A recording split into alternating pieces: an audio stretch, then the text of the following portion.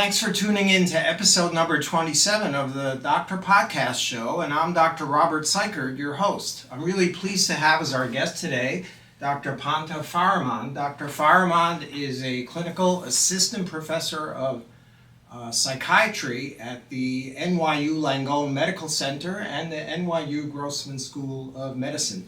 She's a board-certified psychiatrist and specializes in addiction psychiatry, which is a very, very important subject these days, because I'm sure all of you have heard that approximately 100,000 people a year in the USA are dying from drug overdoses. So we'll speak with Dr. Farahmand today to find out what's going on and what we can do to solve this problem. Thanks very much for coming today. I really appreciate it. Very kind of you to take some time to speak with us. I'm very glad to be here, and thank you so much for inviting me. It's truly my pleasure, and I love getting the chance to talk about this. That's great. So tell us what got you interested in psychiatry, and then especially in addiction psychiatry. So I can definitely say I was not born thinking that I wanted to be a psychiatrist. I knew I wanted to help people, and when I went to medical school, I liked neurology. I love neuroscience. Right. But when I was doing my clinical rotations, what I found the most interesting was mental health and psychiatry, which I think for a lot of people when you first start, it's a bit scary, because how our rotations work is you're put on a unit in the hospital and you're locked in there. And the patients are locked in there. So the start of it is a bit scary, but as you're doing it, it's lovely, because you're sitting there getting to know different types of people on a deeper level, and you're helping their quality of life through their mental health and through starting medications that they might not have ever considered taking, but they currently need. So that was where the interest in mental health came from. And then as I was doing my psychiatric residency, I got to work with kids. And I love working with kids. Kids are absolutely the best human beings, and I truly Right. can't. Yeah, and I truly can't imagine a better profession than one where you get to spend time playing games. So I went to Child and Adolescent Fellowship first, and within that fellowship training, I noticed that there was a treatment gap in addiction psychiatry. So I ended up following my intuition about pursuing that as well. So I did 2 fellowships, first in child, then the second one in addiction, and now I'm really fortunate because I get the opportunity to work with child and adolescent populations and their families when they have a mental health condition as well as an addiction. I see, and sometimes they go together, those two things. More often than not, they go together. So how many years of training is that after 4 years of medical school? Tell us about that. So the fellowships were 2 years and 1 year, and residency was, for me, I did a truncated version of 3 years. So roughly 6 years. 6 years. That's a lot of training, but that makes you an expert in this. So tell us, we hear the word addiction all the time on the news now. You can't escape it. It's on the internet, it's in the newspapers, in the news. Can you define what addiction means? Yeah, there's a couple of different definitions of addiction. The one that medical health professionals often follow, and most professionals follow, is through the Diagnostic Statistical Manual, which is currently in the 5th edition. Some of the criteria we look at are if a person is using more than they intended, they're experiencing loss of control over the use, they're finding that when they stop using, they're experiencing withdrawal symptoms, sometimes anxiety, sometimes more severe withdrawal symptoms like muscle aches, nausea, vomiting. And then they're finding that they need more to get the same amount of effect. So what might have been a euphoric experience the first time a person took a drink or took a hit of cannabis, it's no longer one hit. It might be a full blunt, or it might be a blunt every single day to get the same benefits of it and to keep from having withdrawal symptoms. So the symptoms could be either mental problems like anxiety, or sometimes physical problems as well, or both combined. Often it's both. But Both. I think people start to recognize the mental health ones first, but they might not necessarily associate them with the substance withdrawal. They might just sort of think that they have anxiety and not necessarily attribute it to a period of withdrawal from the substance. I see. And that's true of most substances or all substances, or is it different for different types of drugs? The withdrawal symptoms are different for different types of drugs, but anxiety, I think the vast majority of them, when you're coming off of the substance, will cause an increase in anxiety. But when you're coming off of opiates versus cocaine versus alcohol, there's vastly different experiences that a person may have. And a lot of times, you don't necessarily pass away from those withdrawal symptoms, but there's two substances that when you withdraw from them, you can pass away. And so that's benzodiazepines. So if a person has a problem with things like Klonopin or Ativan or Xanax. Or Valium. Or Valium. A classic one, right? Yep. They should not abruptly stop that medication. They can have a severe withdrawal that results in death. And the same thing with alcohol. A person should generally, if they're using heavily for many years or many decades, they should not, without the counsel of a medical professional, just abruptly stop because they could pass away from that. Things like opiates and cocaine, when people are withdrawing from those things, they'll want to be dead. But it's not. It's that bad. It's that bad. It's truly some of the worst withdrawals a human being can experience. So that's a big reason why people continue to use. It's not because they're getting a pleasurable effect from it anymore. It's just because they're trying to avoid that misery that can last days, weeks, and then some of the mental health conditions like depression, anxiety can last a year or more. So people are trying to avoid those negative consequences of use. Right. Now, there are neurobiological aspects of drug use, substance abuse, and addiction. Can you tell us some more about that? Yes. And there's genetic variations between how people get addicted and versus not get addicted. So I'm going to give a general sort of overview, but there's individual variation. So if a person takes a exogenous illicit substance, they start to develop more dopamine receptors, very, very simply put, which dopamine is the reward pathway. It's what we kind of get hits of when we're eating food we like or when we fall in love or, we're doing generally pleasurable things. So that's a chemical in the brain, dopamine, right? Yes. And so what keeps us doing the things that keeps us alive is dopamine. So I wouldn't necessarily from an evolutionary standpoint, want to eat and go through the struggle of finding food if it wasn't for the fact that I'm getting hits of dopamine when I do it, and then I'll slowly, die if I don't. So it was self-preservation. In excessive amounts, which is you get excessive amounts with cocaine, heroin, alcohol, and these other things, you get more dopamine receptor buildup. And so over time, you need more of that substance to get a same response or to not experience the withdrawal symptoms. So by taking these drugs, you're causing release of this dopamine chemical, which is a reward. It gives you pleasure and satisfaction, and you want to get more and more, and you have to take more and more drugs to achieve the same level of dopamine? Yes. But some of that is dependent on your biology, and different people react differently to them? Yes. So when a person, there's about 40 to 60% overlap between the genetic risk and developing a problem with it. So there's some people who have genes that protect them from problems. So for example, some people, if they have alcohol, they'll become violently ill. And so they generally don't drink. And so that's protective. There's some people when they take prescription opiates for the first time, they'll get very vicious stomach problems, and it's not something they want to keep taking. So they're very unlikely to develop a problem with opiates. Whereas some people, the first couple of times they binge drink alcohol, they don't experience any sort of negative consequences from it. They don't get hungover the next day, nothing along those lines. So there's no consequence. Just whatever fun they had the day they were drinking.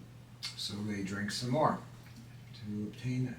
So you mentioned the genetic component. Is there any way to test what kind of gene you have so that you can determine if you're susceptible to addiction? So you certainly could. An easy way to kind of do that without having to do the genetic test, though, is to talk with your family and find out if you have loved ones that might have had substance use disorder that was either diagnosed or just evident because they were drinking every single day. So that's kind of a quick and So dirty. alcoholism runs in families. Yeah. What about the other drugs, the opiates? Same thing, cocaine, all of them? Yeah. I wouldn't even sort of suggest that just because if you have a family history of cocaine, it doesn't mean that you are not likely to have a problem with alcohol or opiates and things like that, or very specific to cocaine, but there might be more than one. You're also more at risk if you have a mental health condition, because there's a lot of overlap between the receptors that are involved with mental health conditions and substance use disorders. So if you already have an anxiety disorder or an OCD, obsessive compulsive disorder, or other types of disorders, then you're more prone to becoming addicted when using these drugs. Yes, and it's nuanced with them. There are certain mental health conditions where you're more likely to develop a substance use disorder, and others that you're less likely. So some folks with generalized anxiety might be less likely to use these substances just because they're worriers and they might be very, very cautious. Whereas someone with ADHD or someone with a panic disorder might be a little bit more likely to develop a substance use disorder or a problem with alcohol. Right. And how difficult is it to get the genetic tests? Is it complicated, expensive, or you can just go and ask your primary care doctor to do my gene test? So it's probably dependent on where you are. So I personally have never asked for genetic testing for a substance use disorder, or for a patient specifically, but I'm sure people can find it maybe online or through one of these genetic. So basically, the family history tells you the story. Most of the time, or by the time a person's seeing me, they already have the problem, so we're not necessarily Right. Not interested in doing it. One of the things I'm curious about that I don't understand is it's in the news every day that people are taking drugs, they're getting real sick, they're almost dying, they have overdoses, and like we said, 100,000 people a year in the USA are dying. Knowing that, why would a young person even take it the first time? And how long does it take to get addicted to, let's say, cocaine or opiates? How many doses do you have to take to become addicted, and does it vary from person to person? That's a wonderful question for many, many reasons. One of them is because that's what parents ask all the time, and that's what people wonder all the time. Why are these kids doing this stuff? Kids will do a lot of things where, from the adult perspective, we're like, why would someone do that? The reality is developmentally, they're in a place where they're taking more risks and they're feeling a little bit more invincible. If I go do something dangerous, nowadays, I will feel it in every muscle, every bone of my body. So when it comes to even taking a vigorous hike, sometimes I'll have like my best shoes on, I have a good jacket, I'm carrying water. Very, very different experience than when you're a young person, and you could just bounce off the walls and not feel it. So they're less cautious and they're more prone to taking risks. They're the part of the brain that considers risk isn't as fully developed at that point, and this is why kids are inventive. This is why kids do creative things. This is why kids also end up joining the military or driving cars really fast. There's adaptive qualities to it, and there's also unsafe aspects to that, but it's the age where they're going to be experimenting, trying new things. So they're feeling like, oh, I could take this once or twice, I'm not going to get addicted. Yeah, or that's just not going to happen to me, right? That happens to other people. Right. So if they're at a party and somebody gives them some codeine or a Percocet and try this, it's great, you'll have a good time. They don't think they're getting addicted. How many times do they have to take it before they become addicted to it and start seeking more and more of it? It depends. It truly depends on the person. So for example, cannabis, some people can get addicted the very first time they try cannabis. About 9% will get addicted the very first time they try cannabis. Is that young people and older people also? Yeah. Just the very first time they try. First time. So that's on the lower end of getting addicted the very first time. With nicotine, it's higher. It's in the 30s. So people get addicted to nicotine 30% of the time, the very first time they try a cigarette or use tobacco. And so, that's extremely unfortunate. You will hear a lot of stories about this. I tried heroin once, and now I'm hooked. And heroin is absolutely terrible to come off of. In terms of withdrawal symptoms, it is extremely unpleasant.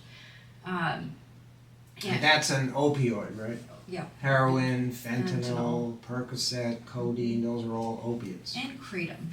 Kratom is also an opiate because to be an opiate, you have to bind the mu opioid receptor, which is down the line it increases dopamine, like we talked about earlier. That's a receptor in the brain. Mm-hmm. But it's also considered a natural compound, so that's why you can buy it in stores on the street without any sort of caution. You could buy kratom on the street everywhere? Literally anywhere. So when I was walking, a lot of the cannabis stores were also selling kratom. Really? And it's addicting. Yeah. And it's an opiate. And it's legal. Yes. And that's crazy. There's a debate there. There's definitely a population of people that find it to be beneficial. So it's been around in Indonesia for centuries, but it was largely used by people who were laborers, who had a lot of physical ailments, and who needed to work as like a painkiller. I don't think they were using it the same way that we use it here or in the same product that we use here. So I will find that it becomes prohibitively expensive because people will take more and more and more, and then when they try and stop it, they'll have withdrawal symptoms that are similar to opioids. Do they move on from kratom to heroin and fentanyl? Sometimes I see the reverse. Sometimes people are trying to come off of fentanyl or heroin using kratom. Because this is a lot of times there's not enough providers that are providing treatments, and so they're coming up with their own ways. So what you said was interesting. 9% of people who try marijuana or cannabis become addicted after the first time. Why are they legalizing it all over the country? So on the state level, it's being legalized. On the federal level, it's still not legal. Right. Why they're legalizing it, it's a bit complicated, and I can't necessarily say that there's there's different perspectives on why it's being legalized. Part of it is some people may be wanting to study it. If it's legal, if it goes from a schedule, it's not at this point yet, but if the federal government changes it from a schedule 1 to a lower schedule, then we could study it and we could look at the medical uses for it, because there are medical uses for cannabis out there. Other people feel like it's too punitive, so if it's illegal, then people can go to federal prison if they're caught with it or if they're caught selling it. And we don't necessarily want to fill up our prisons with people that are using cannabis or selling, carrying around small quantities of cannabis. And I think a lot of people are using it for self-medication. There's a lot of false advertising that it helps with anxiety, depression, and things like that. Does it? It's not FDA approved to say it does yet, so it's being studied. So there's a lot of politics, economics, social factors, political factors. Difficult to say. It's difficult to say, but definitely it's the cart is leading the horse in how it's being legalized, because right now the studies for its benefits and for its uses are ongoing, but commercially it's already available. Right. So it's almost no point studying it. It's available. Everybody's going to take it. We have to study it in a controlled environment to see what the benefits are and what the consequences are. There may in fact be significant mental health benefits from it, but for some people. Yeah, for some people. Is it a gateway drug that leads to using cocaine and heroin and other drugs? Has that been established? I think the gateway hypothesis has largely been pushed aside, but a lot of times people will start with things that are common and things they have access to. So alcohol, nicotine, and cannabis are accessible to young people. And so if you're starting to use substances at a younger age, it's more likely that as you get older, you're going to start using other substances too. But it's not necessarily just because you use cannabis, you're going to end up using cocaine and heroin. I see. It's just you're basically predisposed to trying different drugs and seeing what their effects are. So you move from one to another. There's a lot of factors that go into a younger person or a young person or any human being using alcohol, nicotine, and cannabis. And why they're using it matters a lot too. So if a person is using these things as a coping mechanism, that's really putting a person in an unsafe situation, because what are you going to do if you don't have access to that? Well, you're going to stop coping. And you need to cope to get through day-to-day stuff. Life is stressful. And so if you're completely reliant on these things because you've never learned coping skills, and that could be for different reasons, high conflict families, seeing other people using, having depression, anxiety that's untreated, et cetera, et cetera. So the factors that lead to the use are important too. Right. So I've seen and heard and read that a certain percentage of young people who smoke marijuana will have a schizophrenic episode or a psychotic break, sometimes become permanently schizophrenic. Is that correct? It is unfortunately correct. What percentage? Roughly, I wouldn't even be able to say. So there have been genetic links to it, and there's a couple genes that have been affiliated with it. So if a person has a genetic predisposition to developing a psychotic illness, if they're using cannabis, 25% of that population will end up developing a psychotic illness, and they have that genetic risk. Independent of that risk, people can, that means like no family history, they can develop a psychotic illness or even a bipolar illness. So they might present with bipolar mania, which is not sleeping at all, moving very fast, talking very fast, doing high risk sorts of things. That can also present with cannabis, and I don't think there have been enough longitudinal studies looking at that that could accurately say what percentage of people are doing it. But it does happen. Is it more likely to occur in a younger person than an older person or adult? Certainly, but I think the biggest risk that the studies are showing is that if you're using high potency cannabis every day, then you're more at risk for these things than you are if you're just using it maybe once or twice a week or once or twice a month. So it's the heavy daily use of high potency compounds.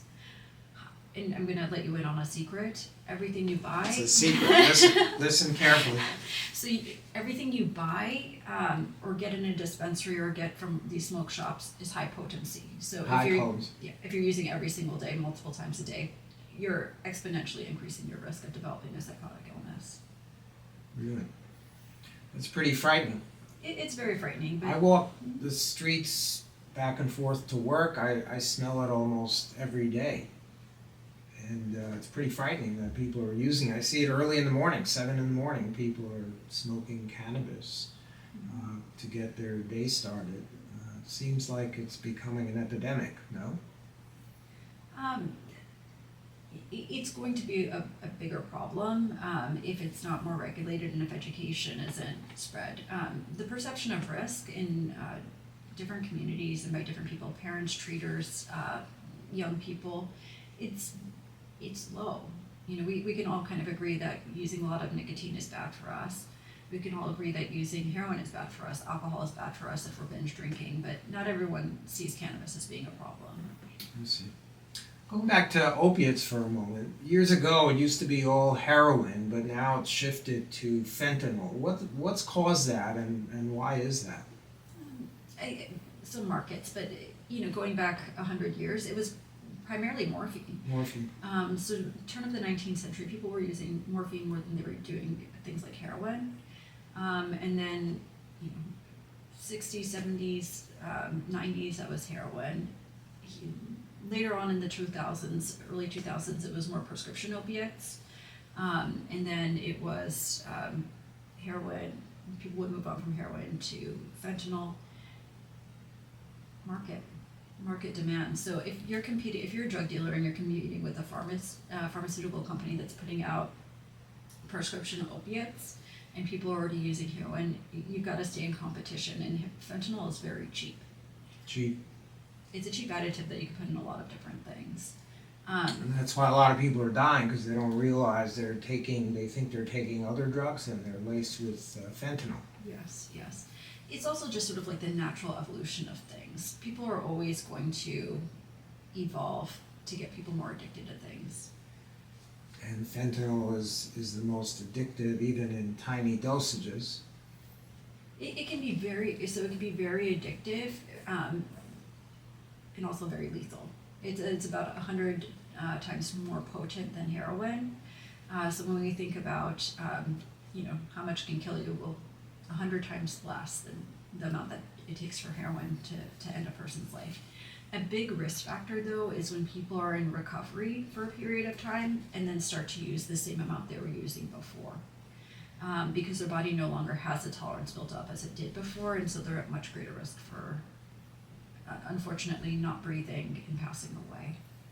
Right, so the way fentanyl and heroin kill you is they basically stop you breathing. So you stop breathing and you basically die. Mm-hmm. You know, that's not a good thing. What about treatment modalities for these different drugs? How do you treat the different addictions? For example, alcohol, how's that treated?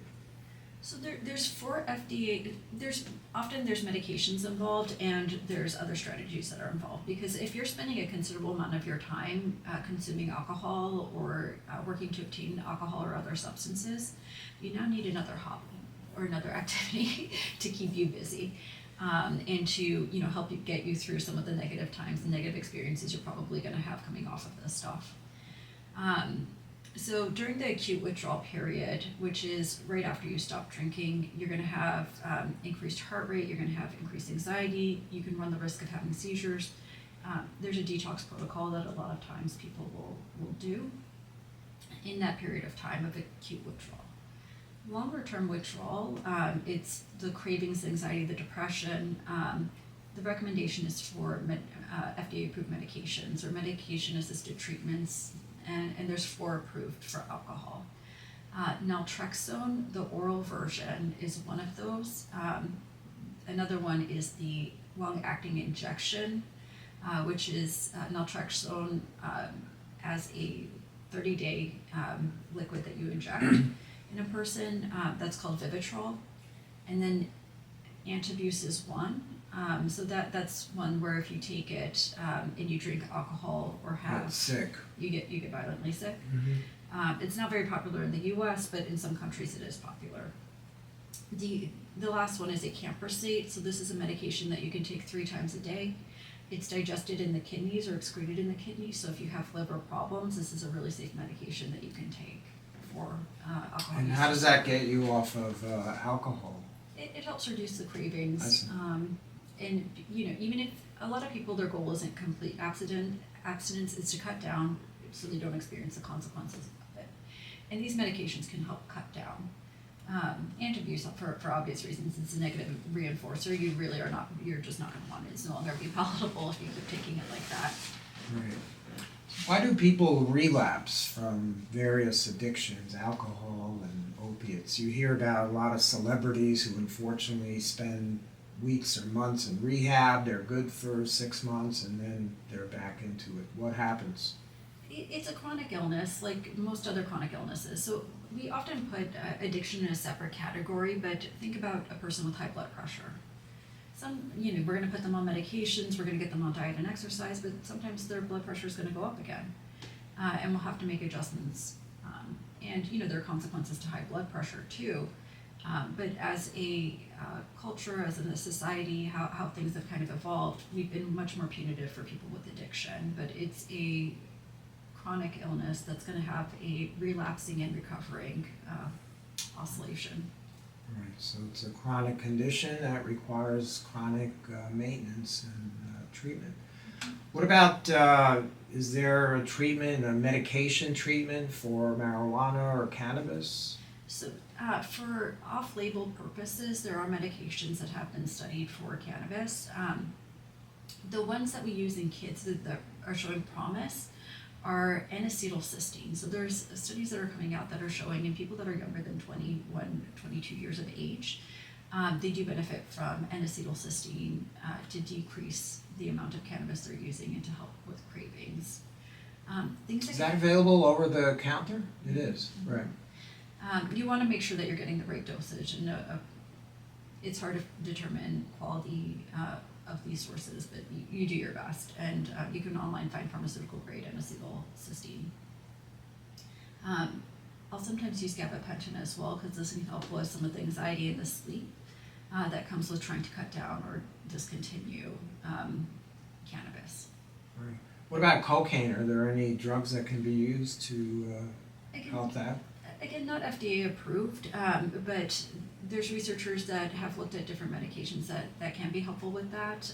People will try a medication called Wellbutrin along with topiramate, or sometimes we'll use stimulants in people who have an ADHD history, or even if they don't have an ADHD history, they might benefit from having an ADHD medication on board as well. So specifically a stimulant medication can help with it. And what about the opioids? Are there medications that can be used for that? Absolutely. So methadone and Suboxone are FDA-approved treatments for opiate use disorder. Naltrexone is also approved, but the outcomes are just generally not as good with that one, especially in the oral version. Taking the injection, there's better outcomes, but much better outcomes using Suboxone or methadone. And those are medications you stay on long term so that you don't go back to using? Yes, yes. It's been found in particular in adults that if a person stays on the longer a person stays on the medications, the better the outcomes. What about other treatments besides the drugs? That's speaking with a psychiatrist or a psychologist. Tell us about those. So definitely, a lot of times people with a substance use disorder or alcohol use disorder will have a co-occurring mental health illness, things like ADHD, as we talked about a little bit, PTSD, depression, anxiety, bipolar illness. You've got to treat those things as well. And there's also behavioral strategies that have been helpful. So there's cognitive behavioral therapy for substance use disorders, motivational enhancement therapy, motivational interviewing can be helpful. Depending on the co-occurring illness, if a person has PTSD along with a substance use disorder, there's programs called Seeking Safety, which can be very helpful for treating both of those things. Support groups such as NAAA, sometimes they're specifically called, so Crystal Meth Anonymous even. These support groups, they often take a stance against medications, which most addictions providers do not support, but having the community and having a sponsor and a place to talk and be supported has definitely been found to be helpful. So behavioral therapy is very important in addition to the medication-assisted treatments. Yes, yes. And you do a lot of that with your patients? It depends on the patient. And I personally do not do cognitive behavioral therapies, but I do work with folks that do that. So sometimes I could collaborate in that way. Because there's a whole family involved a lot of times as well. There's also treatments that are specific to families. When we think about the support groups, for example, Al-Anon is helpful for loved ones of people who have a problem with a substance or alcohol. And then there's some therapies that are specifically structured or geared towards helping the family motivate engagement and treatment in the person who has the drug or alcohol problem. So one of them is called CRAFT, Community Reinforcement and Family Training. Another one that's studied in particular in other settings besides addiction as well, but also in adolescent addiction, is family checkup. So these are other things that they're geared more towards the family members and can be helpful for the person with the addiction as well. I see. What about Alcoholics Anonymous and groups like that? They're helpful as well? Absolutely. Yes. And, because you do need a sober social network, if you're using drugs and alcohol, you're using with other people sometimes, or you're using alone, but when you're not using, you're very lonely, and you can no longer rely on the social networks that we're using with you, which is not going to be conducive to sobriety. So having a group like Narcotics Anonymous or Alcoholics Anonymous is very helpful.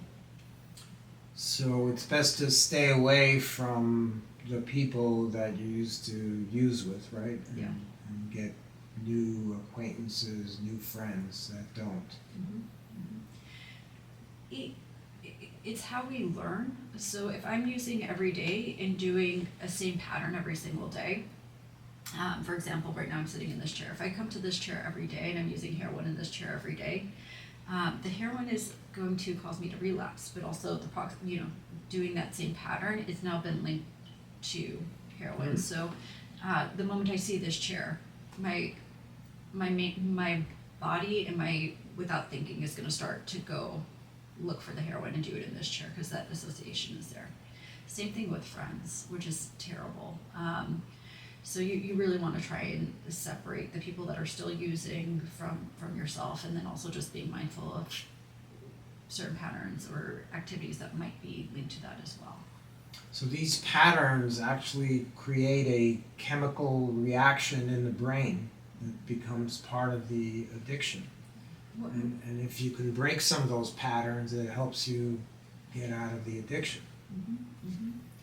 What's really challenging about addiction is a lot of times it's the way the brain has developed circuits, it's without thinking. Some of it is automatic when you're developing the problem. So you'll be, without thinking, seeking out drugs and alcohol. And there might be certain cues in your environment that will trigger that unconscious network to start moving and doing the thing. So you might have heard the story of someone going and being in recovery at a rehab for 90 days or 6 months or a year, and then they come back to the neighborhood that they live in where they were using and immediately relapse the moment they get off the train or the moment they are back in that community. Well, all those same cues are there. So you have to not necessarily avoid that entire life. That's not practical for a lot of people, but Right. Figuring it out. And definitely if your friends are still using, they still have access to it, that is going to be a huge, huge trigger. It's very important to know. What about, in respect to that, what about social media influences on drug use, especially in adolescence, which you're an expert in as well? Social media is tricky because social media can be very positive when it comes to recovery, and it's another way to connect to some degree with people that may be positive, and might talk or provide education in recovery. And then it can also be very negative because it might, a lot of times social media, kids will message through social media to get drugs. So it's an avenue to, for example, you can message your drug dealer through Instagram to get access to drugs or the drug dealer and things like that. So that's an obvious negative. But then also there's a lot of TikTok challenges and things like that will come out that will result in kids doing really unsafe substances. So Right. Back in the 90s, I think we would call it huffing, where people would huff paint and get high off of paint and do stuff like that. Well, there was a challenge where they called it chroming, and they basically said, to kids, let's do this challenge where we chrome, and obviously people died doing that. So there's pros and cons to social What's media. chroming? I'm not familiar with that one. It's like huffing. So you take a solvent, something, it could even be deodorant sprays, gasoline, and you put it in a bag and you huff it, and you get euphoric, you get high, and there's other negative consequences, including death, coma, those things that can come with it. People would do that. It's always been done. People will do that, but they rebranded it and they made it a TikTok challenge, and so as a result of that, it became a really quick way for kids to get hurt. No, that's terrible. So social media is very tricky. It can be beneficial in some ways, but harmful in other ways. Parents should really monitor what their kids are doing on social media to make sure they're not falling into the traps, right? Mm-hmm. Mm-hmm. That was actually a huge benefit of COVID-19. Potentially, there was a noticeable decline in substance use during that period. And one of the theories is it was because everyone was forced in the home together. So there was more parental monitoring as a result of parents not being able to go to work, kids not being able to leave for school or spend time with peers. So But didn't that also create other anxieties and issues and problems? Net negative, but it was kind of an example of how Net increased negative. Net negative. Yeah. And we're definitely still seeing the mental health consequences, and we will be for years and years due to COVID. But that was an example of how parental monitoring did change substance use during that time. Right. Now, the USA is a melting pot of different cultures, and then there's something called cultural competence and other issues like that. How are different cultures affected by drugs, and what's your experience with that? That's an excellent question. So different cultures have different ways of approaching substances or how they get together in our, maybe family involvement or how they identify religiously and things along those lines. So what programs work for one culture might not work universally for other cultures. So it's very important for people in the scientific community and clinicians to be mindful of some of the differences and to study modalities within diverse clinical populations, so we can make sure that what works for one with the appropriate adaptations will work for another population. Right, so you have to evaluate that. Now, what do people do who are not near a major medical center like NYU where you're at and people can find you? What if they're in rural areas or suburban areas where there aren't too many doctors with your knowledge and experience and expertise? What should those people do if they have somebody in the family who's addicted, or if the person themselves wants to stop the addiction? What should they do?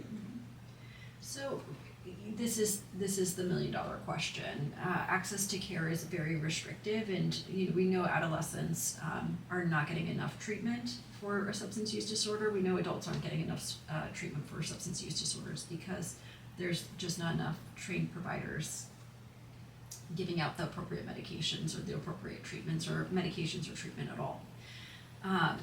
You can go on SAMHSA.org and enter your... How do you spell that? SAMHSA, SAMSHA.org. And you can put in your zip code to find providers that treat mental health or substance use disorders nearby. Telehealth has been very, very helpful in expanding access to care,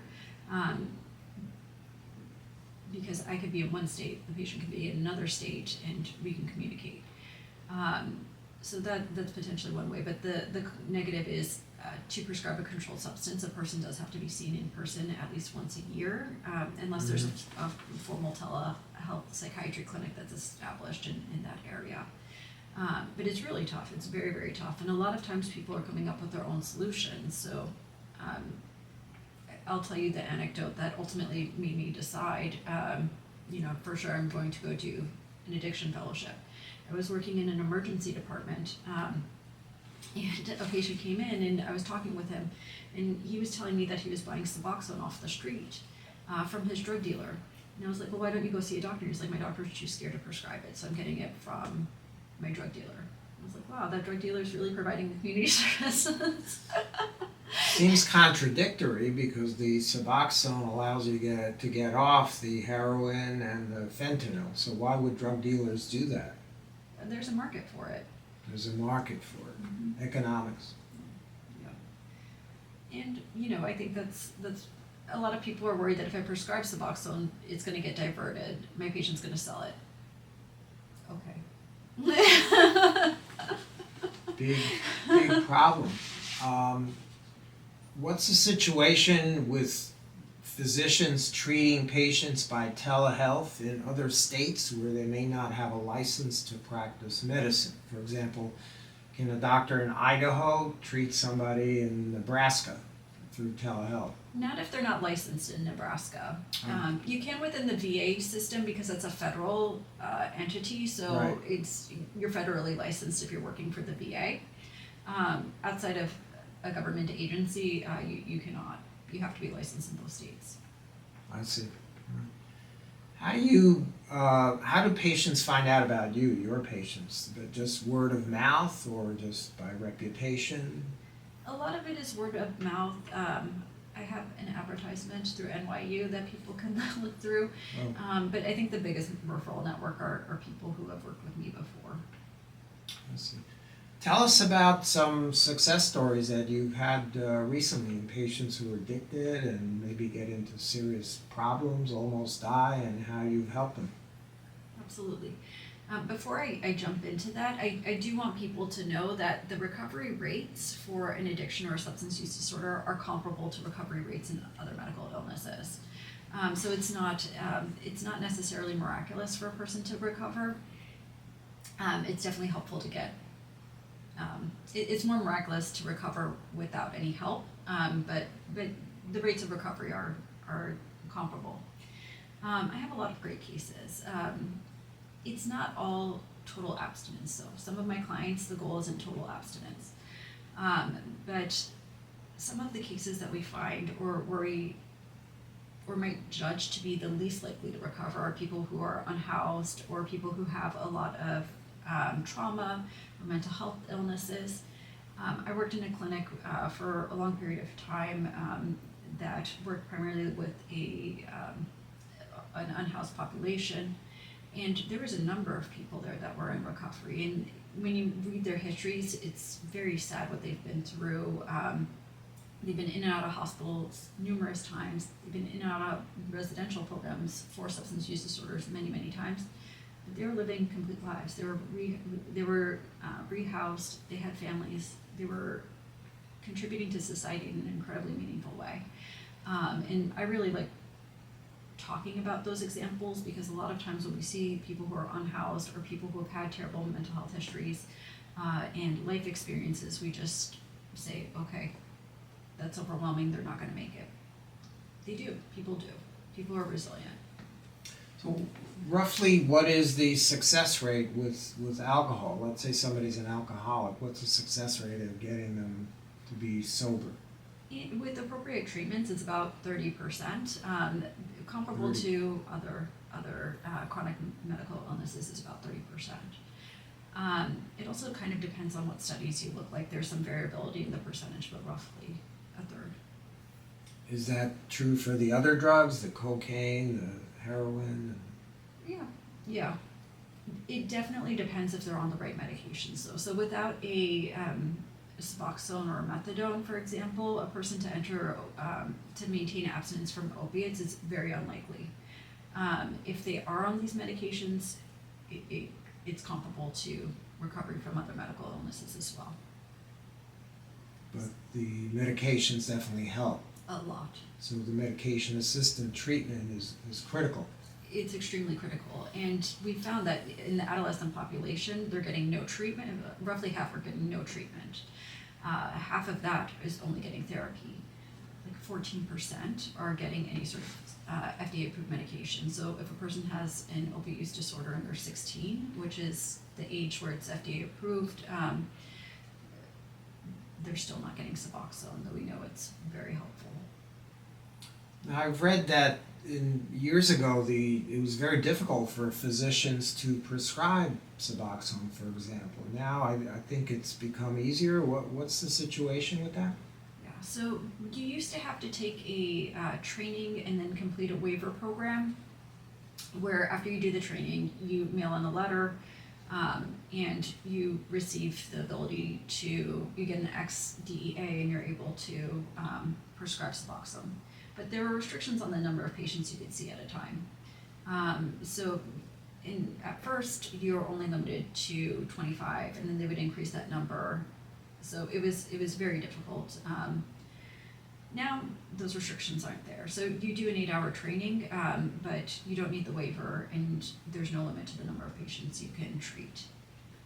That was difficult. That was also more accessible than methadone, which you can only prescribe for an opiate use disorder within a licensed clinic. And these licensed clinics a lot of times are put in challenging areas to get to. So not necessarily the most savory neighborhood. Right. And in areas where there's a lot of stigma. You don't necessarily want to be seen to go into that clinic because people are aware of what it is. Right. What about the other addictions, the medication-assisted treatments, like for alcohol? Do you need special training for that, or any physician can prescribe those drugs? Any physician, any nurse practitioner, any PA can prescribe those things. Oh, really? And that's true for the cocaine medications and also the marijuana. Mm-hmm. So that's good. It's more accessible for doctors, and therefore more patients will have it as well. That's a wise decision. How do you measure success in your patients? What do you consider success, let's say, in somebody who's addicted to alcohol or opiates? I don't think it's up to be completely transparent and honest.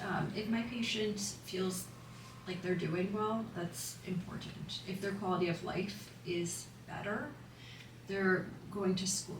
For the young ones, they're going to school, they have good relationships with their friends, they have positive relationships with their family members and or positive relationship with themselves. That's all successful, successful outcomes. I'm not necessarily trying to, I think a lot of times there's a lot of pressure put on that other person to do what makes other people in their lives happy.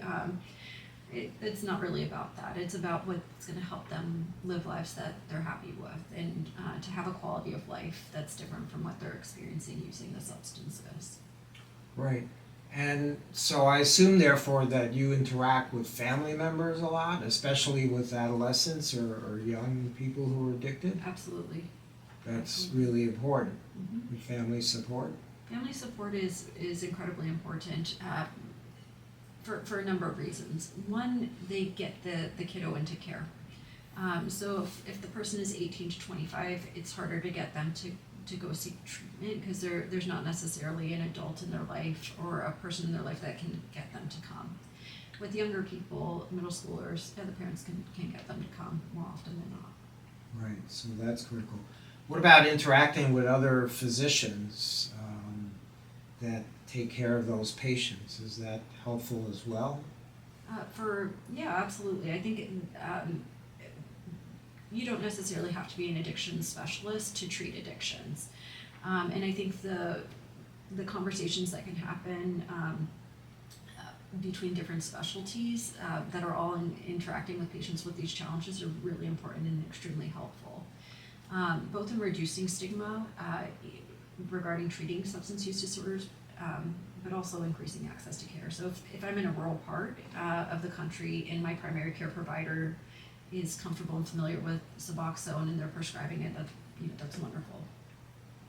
Same with antabuse for alcohol or the gabapentin for other addictions. Mm-hmm. Mm-hmm.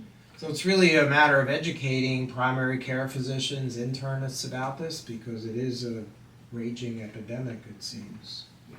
Yeah, and a lot of them are seeking education as well, but there's a shortage, so it has to increase. Right. Why do you think this seems like it's becoming a bigger and bigger problem in our society? I mean, it was like that in the 60s and 70s, and then it kind of, the drug situation kind of got better for a couple of decades, and now it seems to be at an all-time high. Why do you think that is? There's different factors that come into play. Some of it is you'll see during times of war, there's an increase in like opiate epidemics, for example. When people are coming back with injuries, there's more trauma. Things like that often increase the use of illicit substances. Access is a big one. Prescribing. So, one of the controversies or one of the reasons why there was a robust opiate epidemic was because of overprescribing of prescription opiates. Right. So that, we're still kind of dealing with the consequences That's of that. cut back, though. That's stopped to a great degree, and now it's just illegal drugs basically that are coming in. It seems. Yes and no. We're definitely more educated. We're definitely prescribing, as healthcare professionals, we're prescribing fewer prescription opioids than we were, but there's ripple consequences of it. So if my parent developed an opiate addiction as a result of the prescription opiates, I'm more at risk now of having that problem, not only because there's the genetic link, there was also increased access if my parent was using the house. I have more trauma or psychological consequences of seeing someone using the substances. I've learned how to cope from that person. So it's still impactful, even if it's not as much access as it was before. Right. So it's a complicated situation, multifactorial issues that cause the addiction, and then treating it is also extremely complex. I also think that we're talking about it a lot more. Mm. In the 1990s, we weren't necessarily talking about heroin being an epidemic. since the prescription opiate crisis, people have been talking more about opiates being an epidemic. So it's shined a light on a problem that's been around for millennia. So it's just being diagnosed more and being discussed more out in the open. Mm-hmm. Part of it is because it's sort of transcending cultures. If a person, we would see it a lot more in cultures that were less represented or more poverty-stricken before. And so we wouldn't talk about it as much, whereas with the opiate epidemic that came about due to prescription opiates, it kind of transcended communities. You were seeing it in suburbs, wealthier communities, and things like that. Right. What about another drug that's in the news a lot lately is ketamine.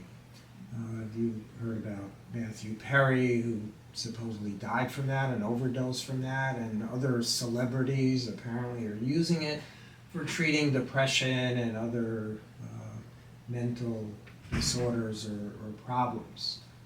What's the situation with ketamine? First of all, is it helpful for treating depression and other conditions? And secondly, why are people all of a sudden overdosing on it? It's been studied and FDA approved for treatment refractory depression. I can't speak specific to a celebrity situation or overdose. But I do wonder if there was other substances that were involved. A lot of times when blood samples or toxicology results are obtained following a person's overdose, there's more than one substance that's seen there. And so I often wonder if benzos were involved, if opiates were involved, and sometimes they'll just identify one substance that was there because it might have been legally prescribed, whereas everything else there wasn't. So I don't necessarily think that there is a number of overdoses happening from ketamine, but people might be using it on top of using other things. Is ketamine given intravenously only, I believe, right? That's how it's given for the medical purposes. I'm not really sure what the situation was with him having it at home. Yeah, that's a big problem. What about, you mentioned the benzodiazepines again, or the Valium and Xanax and those drugs. Are there medications to treat addiction to that? Not directly, but just a gradual taper then? A very gradual taper. And behavioral modifications? Yeah, sure. Different things like that can be helpful. The standard changing supports, coming up with alternative activities can be helpful. A lot of times, if a person has been on high doses of benzodiazepines for decades, it's an extremely slow taper. We do not want to take them down within a couple of months or a couple of weeks. We want it to be years because it's just unlikely that they're going to stop that quickly and be successful in coming off of that quickly. But because addiction is such a psychosocially robust illness, you want to make sure that there's supports involved, there's other activities, there are different things that are supporting that person's recovery, in addition to some of the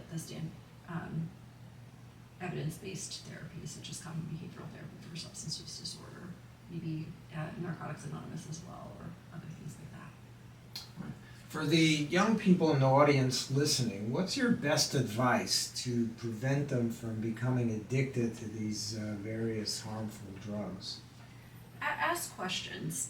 Ask questions from the people who have backgrounds in substance use disorders. Find reputable websites to learn more about these substances before you jump into them. And use with other people if you're going to use. That way, if something negative was to happen, someone can call for help. It's very individualized, and I would say do not get yourself in a situation where you can't get help if you are going to use. So now they've made Narcan, which is the antidote for opiates, available, I believe, over the counter. That's a great idea, right? That's great. So if there's going to be opiates at any party, kids should carry around a couple, like 3 Narcan things in case someone overdoses.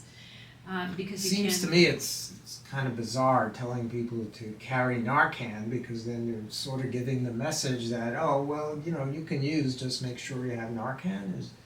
Isn't that kind of a contradictory message a little bit? So I don't necessarily want people to use, but if you're going to go to an event where other people are using, it's a potentially life-saving medication that you can give. And more often than not, a person is if they're going to use, they're going to use. And me telling them not to is not going to change that. It's not going to help. It's not going to make a difference. So when we started today, you said that people with underlying mental disorders or conditions are at greater risk of becoming addicted. So if you see patients, adolescents, with their parents or family members who are not currently using drugs of any kind, they just have anxiety or depression or some other illness, do you warn the patient and the family that they're at higher risk of becoming addicted, and therefore if you go to a party, don't take anything? It seems like that might be a good idea, no? Well, even people without a mental health history are at risk of developing a substance use disorder. So I think that general recommendation is it should be coming out of primary care providers' mouths. It should be coming out of teachers' mouths and things like that. And a lot of times it already is. Most adults or most people in the healthcare profession are encouraging kids not to use. They're still going to. They're still going to, no matter what you tell them. Well, They just think they're invincible. They think they're invincible, but how we can reduce it is by reducing access. So on policy levels, restricting access to these things is helpful. And having more family dinners, having conversations between family members and the child can be very helpful too. Kids having activities that are positive, being involved not only in sports but clubs, having support systems. These are all things that will keep kids from using drugs and alcohol. Not hearing anything coming out of my mouth. So healthy socialization is important. Yeah, and or pursuing passions, volunteering, doing things like that. Some kids that really struggle are the ones that are getting picked on and bullied, and a lot of times they don't see their strengths, and so they start to identify with the folks that are using drugs and alcohol because it's a more rebellious group, or it's a group that has the reputation for being, quote, bad. And if you're already feeling like a bad person without any strengths, that's where you're going to identify. It's interesting. So you telling them not to use doesn't help? No, I don't. What I say is, if you have questions, feel free to ask me. Right. What about, do parents sometimes meet with you and their children and ask you to come up with ways to prevent them from using drugs because many of their friends are using it and the parents are concerned that might happen? Yes, that comes up a lot. Yeah, and it's individualized. The approach is very individualized. The key is to have a non-judgmental conversation with the child. Just ask questions. Well, so Sally, your friend Sally has been using alcohol, or the parent will say it in a more normal way than I am. But right. I hear that you told me that Sally's drinking more. How is she doing? A lot of times kids already know a lot of information, so just getting them to talk about it. The kid might volunteer. I'm really worried about Sally. Sally's drinking is totally out of control. I don't want this to happen to Sally. Whereas if I'm like, I know Sally's using, you're hanging out with her, don't you dare use, you're going to get into trouble. Well, now we're kind of putting them in a position where they're naturally going to say, you suck, Sally's my friend, I'm going to do whatever Sally's doing. So you don't want to be confrontational. Non-judgmental. Kids are very smart. And then, doing your own research into stuff in reputable websites can be helpful, so your kids have access to accurate information. And ask, obviously, people are more than welcome to ask me questions about drugs and alcohol. Ask your primary care provider about drugs and alcohol. In some communities, churches and religious organizations have representatives that are knowledgeable in recovery processes and things like that. So talk with people that are reputable and. It's great information. This has been very educational and informative for me. I learned a lot, and I'm sure the audience out there as well. I really appreciate you taking the time to come today and discuss this extremely important topic in today's times. Thanks very much. It's good to be here. Thank you for having me. It's been a pleasure. Thank you.